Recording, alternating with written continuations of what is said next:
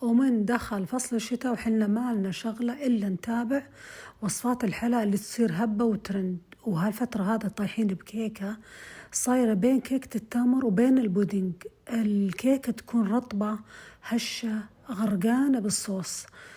سويتها اليوم يا بنات، الوصفة خيالية خيالية صدق، دسمة لكن لذيذة لذيذة. سويتها بطريقتي، تابعوا معي الوصفة.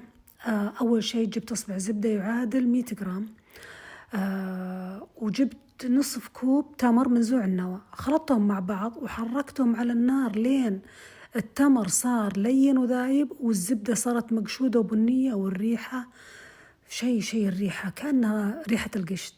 سكرت النار وحطيتها على جنب. شغلت الفرن على حرارة 180 درجة مئوية، والصينية مقاسها 12 في 8 إنش دهنتها بالزبدة المقشودة ورشيت عليها من الجوز المجروش ومحمص وخليتها على جنب. طيب بزبدية عميقة حطيت كوبين من الدقيق الأبيض المنخول وملعقة صغيرة من الزنجبيل البودرة وملعقة صغيرة من القرفة ورشة من الملح، خلطتهم مع بعض وخليتهم على جنب. بوعاء العجانة حطيت الزبدة مع التمر وأضفت لهم نصف كوب من السكر الأبيض وربع كوب من العسل أو دبس التمر أو الميبل سيرب. بعدين أضفت تقريبا كوب ونص من الحليب السائل الدافي، وممكن تضيفوا له ملعقة نسكافيه إذا أنتم حابين طعم ونكهة وريحة القهوة بالبودنج. خلطت المكونات كلها مع بعض السائلة، بعدين بديت أضيف المقادير الجافة بالتدريج لين وصلت لهذا القوام.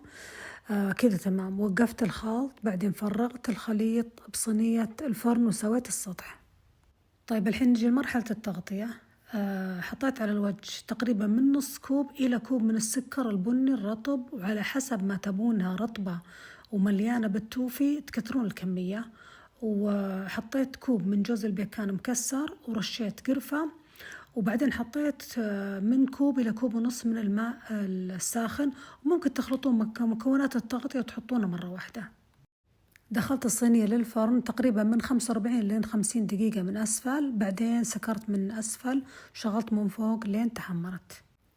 وبعد ما طلعت من الفرن وهي حارة أخذت قطعة صغيرة وحطيتها بصحن التقديم، وعلى الوجه مغرفة من آيس كريم الفانيليا وخطوط من صلصة السلطة كراميل وقطع صغيرة من الجوز محمص.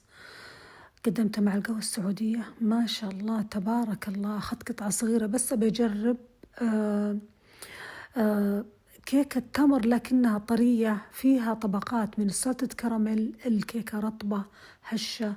وانتم تاكلونها تحسون بقطع الجوز، نكهة الزنجبيل، نكهة القرفة، سلطة كراميل، آيس كريم الفانيليا.